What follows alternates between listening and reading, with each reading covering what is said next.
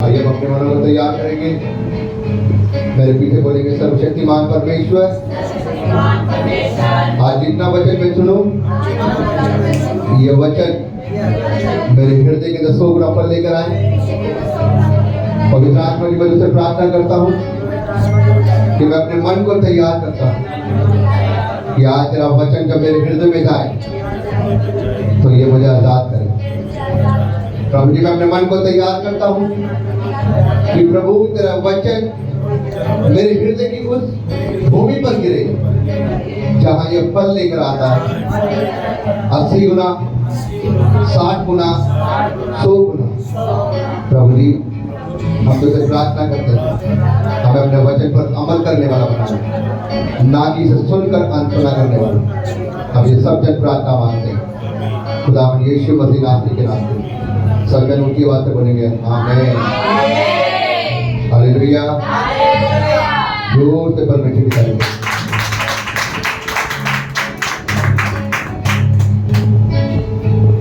स्वागत है जीवित परमेश्वर की जीवित हजूरी में आपका। कि परमेश्वर ने इतनी बड़ी बड़ी की गवाहियों को बनाया और विश्वास कीजिए कि खुदावन का आत्मा मुझे बता रहे कि आपकी गोद में उतार है। हालेलुया। क्योंकि बाइबल एक ही बात कहती है कि जैसा तेरा विश्वास वैसा तेरे लिए हो जाएगा। हालेलुया। तो परमेश्वर हमारा महान है, वो आपके कामों को सफल बनाना चाहेगा यदि आपका विश्वास उसके ऊपर है, तो आपके विश्वास के अनुसार काम करेगा। हालेलुया। ओके, आइए हम परमेश्वर के वचन से निकालेंगे मत्ती नबी की पुस्तक, मत्ती रचित सुसमाचार उसका 19 अध्याय,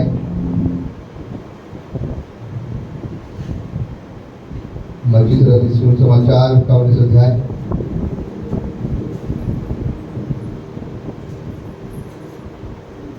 उसकी 21 आयत, जिसको मिल जाए जोर से पढ़ो।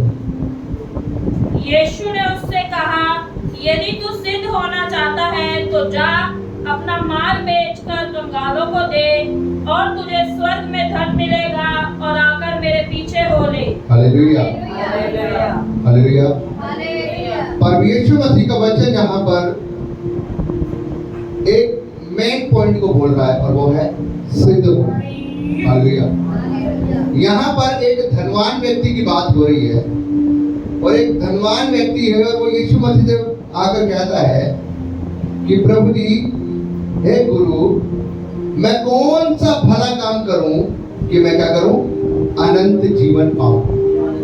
अनंत जीवन मतलब स्वर्ग का राज्य। वो यहाँ पर कह रहे हैं प्रभु जी, मैं ऐसा कौन सा काम करूं कि मैं स्वर्ग का राज्य पाऊं।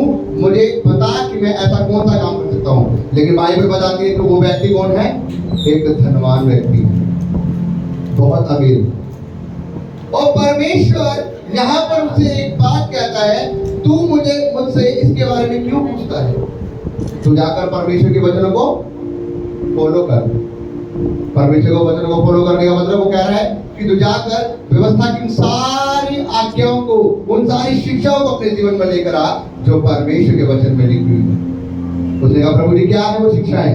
परमेश्वर ने कहा यही कि अपने पड़ोसी से अपने समान प्रेम करना, अपने माता पिता का आदर करना, तू चोरी ना करना, तू व्यभिचार ना करना, तू झूठी गवाही ना देना, तू किसी के भी धन का, किसी की स्त्री का, किसी समान का लालच ना करना। ये सब क्या है, ये परमेश्वर की आज्ञा। परमेश्वर ने कहा यदि तू इन सब आज्ञाओं के ऊपर छोड़कर चलेगा तो तू क्या होगा, तू सिद्ध होगा, तू परमेश्वर में तू एक चुना हुआ व्यक्ति होगा। जब तू चुना हुआ व्यक्ति होगा तो तू स्वर्ग के राज्य में तू होगा। हालेलुया। अब यहाँ पर वो व्यक्ति एक बात कहता है, वो कहता है प्रभु जी, इन सब बातों को तो मैं अपने लड़कपन से ही होते मानता है। क्या कहता है वो यहाँ पर, प्रभु जी इन सब बातों को तो मैं अपने बचपन से ही मानता आया हूँ। अब मुझ में किस बात की घटी है। इन सब वचनों को तो मैं बचपन से ही मानता आया हूँ और अब मुझ में किस बात की घटी है कि मैं स्वर्ग में नहीं जा पाऊंगा।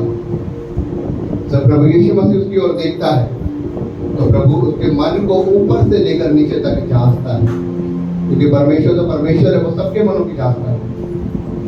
क्योंकि बाइबल कहती है कि परमेश्वर बाहर के मनुष्य तब को नहीं देखता, वो अंदर के हृदय को जानता है कि तुम्हारे मन में क्या है और क्या नहीं। बाइबल बताती है कि सब परमेश्वर उसको ऊपर से लेकर नीचे तक देखा, उसके अंदर के मन को टटोला परमेश्वर ने कहा तुझमें अभी भी एक बात की घटी है। वो कहते क्या? परमेश्वर ने देखा कि वो धनवान है। परमेश्वर ने कहा अपना सारा धन बेचकर गरीबों को दे दे और आकर मेरे पीछे हो ले, तो तू स्वर्ग में क्या पाएगा? बहुत सारा क्या पाएगा? धन पाएगा। हालेलुया।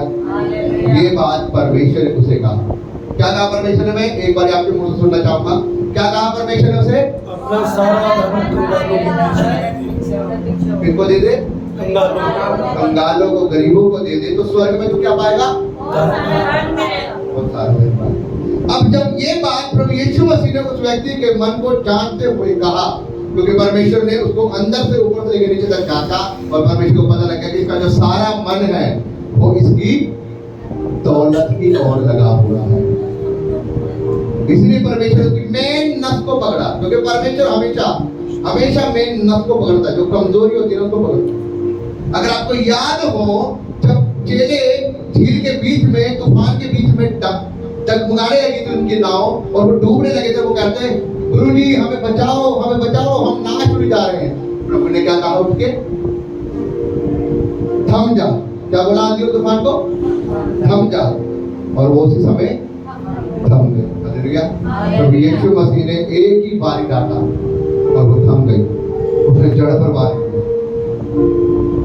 तो मैं आपको ये बात बताने की कोशिश कर रहा हूं, परमेश्वर हमेशा नस को पकड़ेगा, जो जहां से दिक्कत शुरू होती है। परमेश्वर उसके मन को जांचा और परमेश्वर ने कहा कि तुझमें अभी भी इस बात की घटी है, अपना सारा धन बेच कर गरीबों को दे दे और मेरे पीछे हो ले। अगर तू ऐसा करेगा तो स्वर्ग में तुझे बड़ा धन मिलेगा, क्योंकि तेरे मन के अंदर किसी चीज की कमी नहीं होगी। अब उस व्यक्ति ने देखा, मैंने इतनी मेहनत से करोड़ों रुपया कमाया, क्या मैं सारा बेच के गरीबों को दे दूं और मैं यीशु मसीह के गली गली उसके पीछे पीछे घूमूं प्रचार करने के लिए? ये मुझसे और परमेश्वर क्या चाहता है? मैंने तुम्हें नाम लेकर बुलाया। हालेलुया। मेरे भाइयों बहनों, परमेश्वर ने हमें नाम लेकर, जो उसकी आवाज को सुनता है, बाइबल में लिखा है जो मेरी आवाज को सुनता है वही मेरी भेड़े हैं। हालेलुया। क्योंकि मेरी भेड़े मेरी आवाज को सुनती है, वो मेरे शब्द को पहचानती है। जब प्रभु यीशु मसीह ने उसे कहा कि अपना सब कुछ बेच बाच के मेरे पीछे हो ले, तो अगर आप आगे बढ़ेंगे तो लिखा है उसका मुंह उदास हो गया और वो परमेश्वर से मुंह फेर कर चला गया। हालेलुया। तब परमेश्वर ने आगे एक बात लिखी है वहां पर, उसने वहां पर लिखा है कि मैं तुमसे सच सच कहता हूँ। क्या कहा परमेश्वर ने? मैं तुमसे सच सच कहता हूँ, धनवान स्वर्ग के राज्य में कभी भी प्रवेश नहीं कर सकता। हालेलुया। क्योंकि जहां धन होता है वहां इंसान का मन लगा होता है। मैं आपसे पूछना चाहता हूँ, सारी दुनिया क्या कर रही है? किस तरफ को भाग रही है सारी दुनिया? आदि से 100 में से लेकर 90% लोग आज पैसे के पीछे भाग रहे हैं, क्योंकि उनको पता है कि पैसे के बगैर कुछ नहीं होगा। आज ये सिस्टम चल रहा है अंत के दिनों में कि पैसे के लिए लोग भाई भाई को मार देते हैं। हालेलुया। माँ बाप तक को मार देते हैं। क्यों? क्योंकि लोगों को पता है कि पैसा सबसे ज्यादा कीमती है। इसीलिए परमेश्वर ने उसकी उस मेन नस को पकड़ते हुए कहा कि तू अपना सब कुछ बेच बाच कर परमेश्वर के राज्य के पीछे हो जा, तो तू क्या होगा? यहाँ पर फिर से एक बार पढ़ेंगे 21वीं आयत को, जहाँ पर जो मैं बताता आपको, ईश्वर ने उनसे कहा यदि तू सिद्ध होना चाहता है, क्या होना चाहता है? सिद्ध होना चाहता है। यदि तू सिद्ध होने का मतलब क्या होता है? किसी को पता है सिद्ध होने का मतलब? यदि तू बिल्कुल कंप्लीट होना चाहता है, मसीह में बिल्कुल सच्चा मसीह बनना चाहता है, कि तुझमें किसी बात की घटी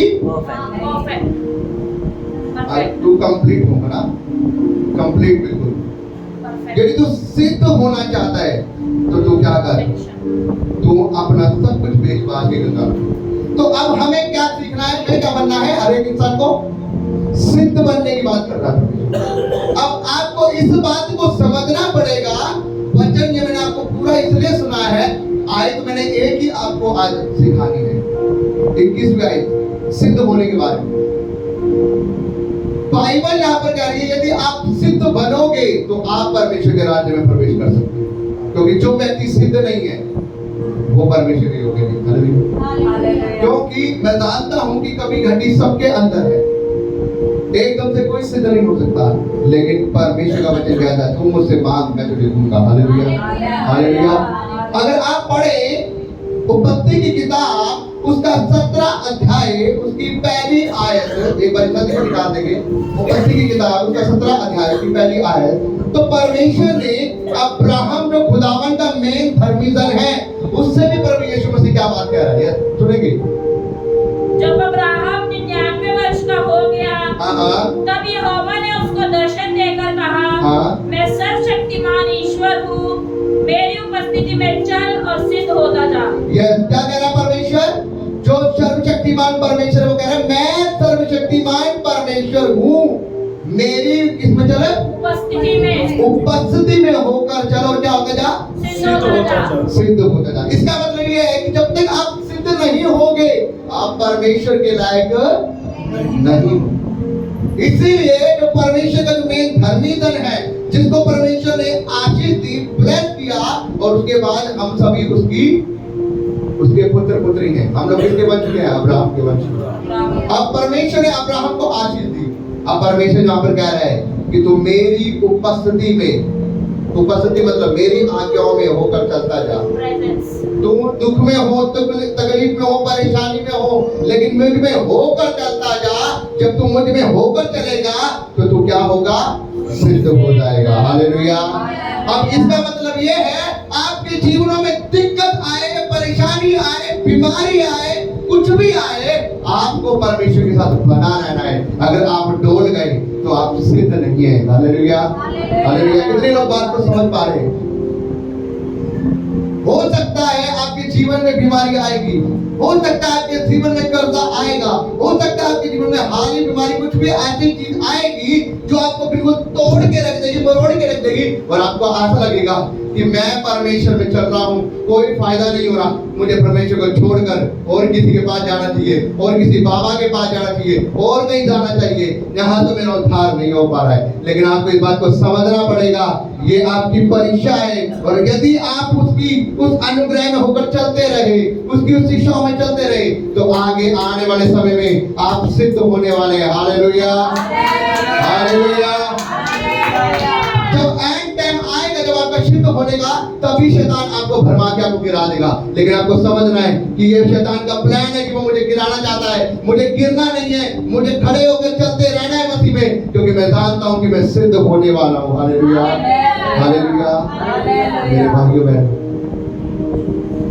बाइबल बताती है यूसुफ परमेश्वर का धर्मीजन है, और वो परमेश्वर के साथ वफादारी से होकर चल रहा है। उसके भाइयों ने उसे बेच दिया, सब कुछ उनका खराब हो गया, यहाँ तक कि धर्मीजनों के काम कर रहा है, परमेश्वर के साथ बना हुआ है वफादारी में, तब भी उसके ऊपर लड़की छेड़ने का आरोप लग गया, उठाकर उनको जेल में डाल दिया, तब भी वो प्रार्थना कर रहा है। क्या हुआ? वफादारी में होकर चल रहा है, परमेश्वर के आज्ञाओं में होकर चल रहा है। लिखा परमेश्वर ने उसके ऊपर अनुग्रह किया, राजा को एक दर्शन आया, राजा ने, परमेश्वर ने उसको दर्शन दिया कि राजा ने जो दर्शन देखा है उसका अर्थ कौन बताएगा? कोई नहीं बता पाएगा, सिर्फ तू बताएगा। और लिखा जब उसने दर्शन का अर्थ बताया राजा का, जेल से निकाला गया और राजा की 7 वाली गद्दी पर राजा के साथ बैठा। Hallelujah, hallelujah. क्यों हुआ? क्यों हुआ ये? वो कह सकता था कि मैं क्या फायदा ऐसा मसीह में होने का, इतना मसीह में होकर चल रहा हूँ, इतना प्रार्थना कर रहा हूँ, वफादारी में होकर चल रहा हूँ, फिर भी मेरे को लड़की छेड़ने का मेरे ऊपर आरोप लग गया। क्या परमेश्वर को देखता नहीं था कि मैं उसके साथ वफादार था? ये भी तो बोल सकता चल रहा हूँ। लेकिन उसने क्या कहा? दिक्कत आए, परेशानी आए, कोई परवाह नहीं, मेरा जीवन परमेश्वर का, और परमेश्वर ने उसके विश्वास के द्वारा आजाद किया। हालेलुया। तो जेल से निकाला, और तो और राजा की गद्दी पर उसे बिठाया। बाइबल बताती है सिर्फ राजा सीट के लिए राजा था, लेकिन हुक्म किसका चलता था? यूसुफ का। हालेलुया।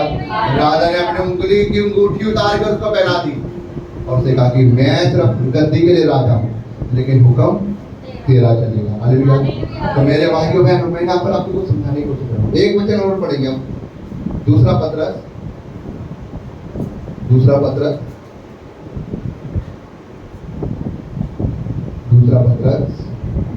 उसका 19 उसकी 21 आए। उसमें तो 3 चैप्टर है।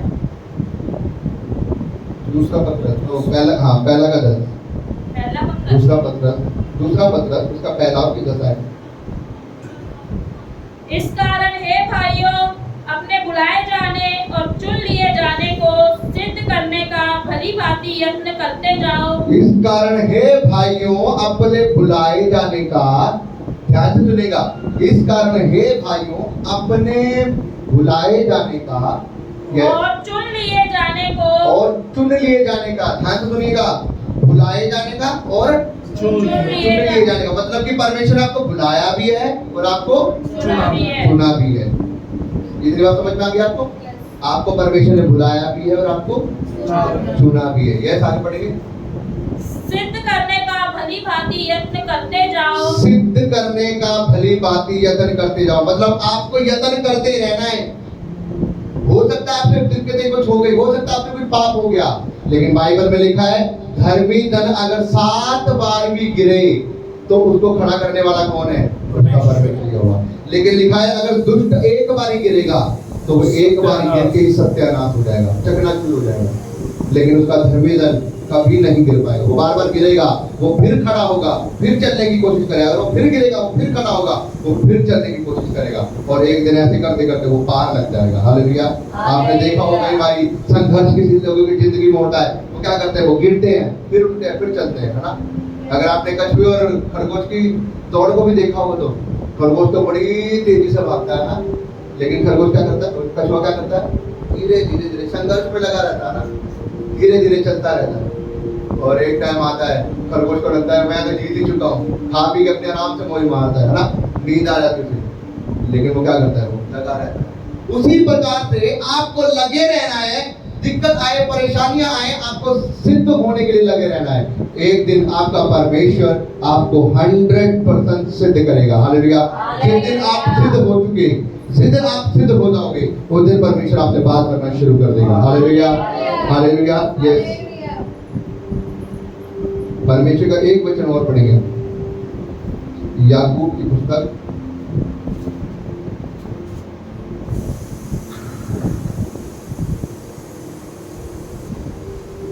याकूब उसका पहला अध्याय,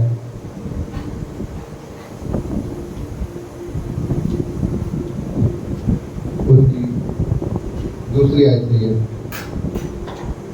हे मेरे भाइयों, जब तुम नाना प्रकार की परीक्षाओं में पढ़ो तो इसको पूरे आनंद की बात समझो। हे मेरे भाइयों, जब तुम नाना प्रकार की परीक्षाओं में पढ़ो, दिक्कतों में पढ़ो, परीक्षाओं में पढ़ो, तो तुम इसे क्या करो? आनंद की बात समझो।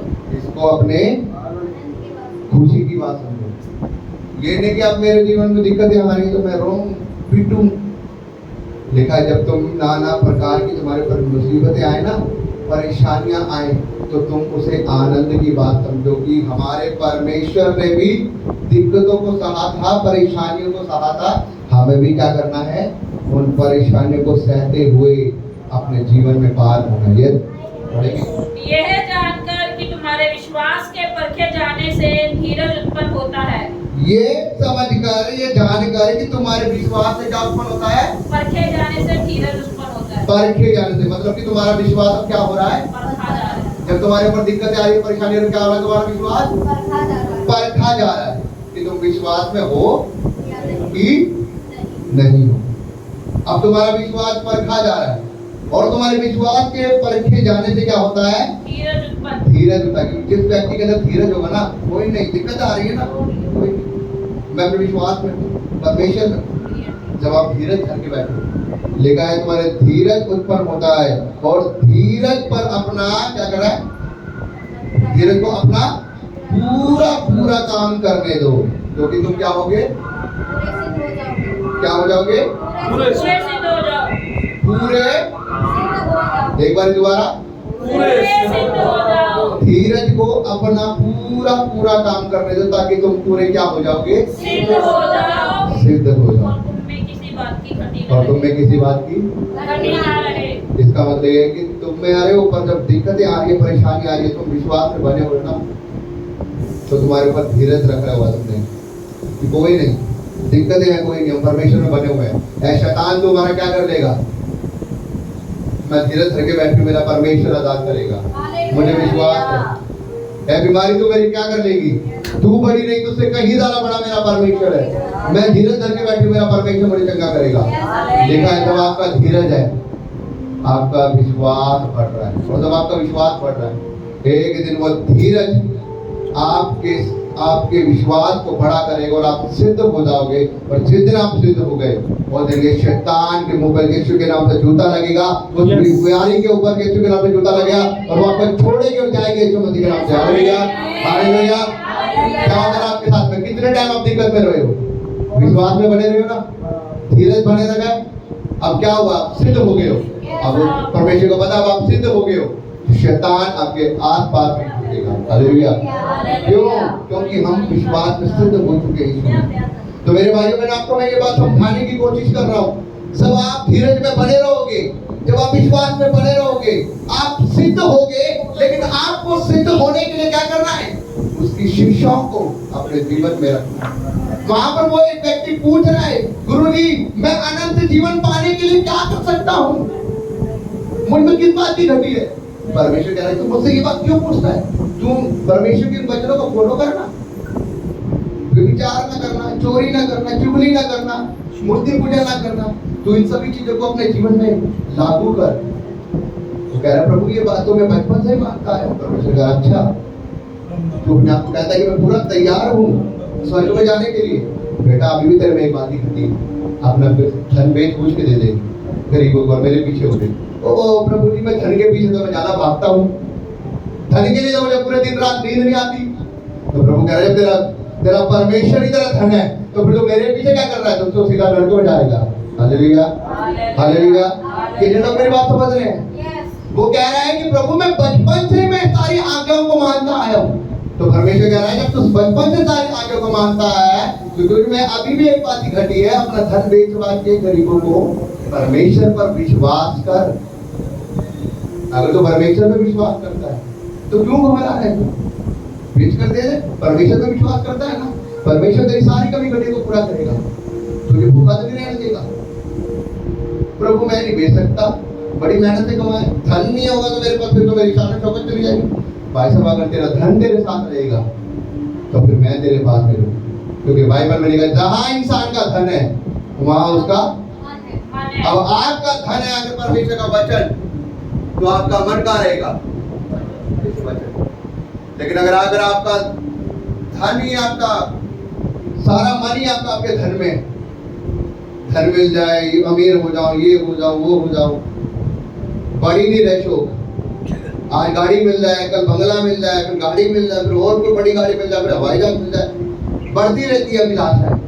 और जब अभिलाषाएं बढ़ती रहती है तो अभिलाषाओं के बढ़ने से पाप उत्पन्न होता है, और जब पाप उत्पन्न होता है तो लिखा बाइबल में लिखा एक बार में सुई के नाके में से सहज है कि ऊंट का निकल जाना सहज है, लेकिन धनवान का स्वर्ग के राज्य में कभी भी प्रवेश नहीं। अगर उसको परमेश्वर के स्वर्ग के राज्य में जाना है तो पहले उसे अपने आप को दीन करना है, और एक धनी व्यक्ति कभी भी दीन नहीं होता। आपको पता है, उसके अंदर ईगो होती है, उसके अंदर घमंड होता है अपने पैसों का। अगर उसे स्वर्ग के राज्य में जाना है तो पहले उसे नीचा होना पड़ेगा, उसे नीचा होना पड़ेगा, उसे दीन बनना पड़ेगा, उसे अपने आप को जीरो करना पड़ेगा, घुटनों पर आना पड़ेगा। जब तक हम घुटनों पर नहीं आते हम परमेश्वर के योग्य नहीं। हमें घुटनों पर आना है, परमेश्वर के सामने अपने आप को समर्पित करना है, तब परमेश्वर हमारे अंदर किसी चीज की कमी नहीं देखेगा, हमें सिद्ध करेगा। और वो हमें अपने स्वर्ग के राज्य में ले जाएंगे। हालेलुया। तो मैं विश्वास करता हूँ आप इस बात को समझ चुके हैं कि परमेश्वर आपको सिद्ध करना चाहता है। हालेलुया। कितने लोग तैयार हैं सिद्ध होने के लिए? हालेलुया। मेरा परमेश्वर आपको सिद्ध करे, मेरा परमेश्वर आपको सिद्ध करे। वो आपको ताकत दे सिद्ध होने की, वो आपको ताकत दे सिद्ध होने की, वो आपको ताकत दे अपने शरीर की सभी अभिलाषाओं को मारने की, ताकि आप परमेश्वर के विश्वास में बने रहे, आप धीरज में बने रहे और धीरज को पूरा काम करने दे, ताकि आप एक दिन सिद्ध हो जाओ और आप में किसी चीज की कमी घटी ना हो। हालेलुया। अगर आप तैयार हो तो खड़े हो जाओ अपनी जगहों पर। खुदावन आपके जीवन में काम करेगा।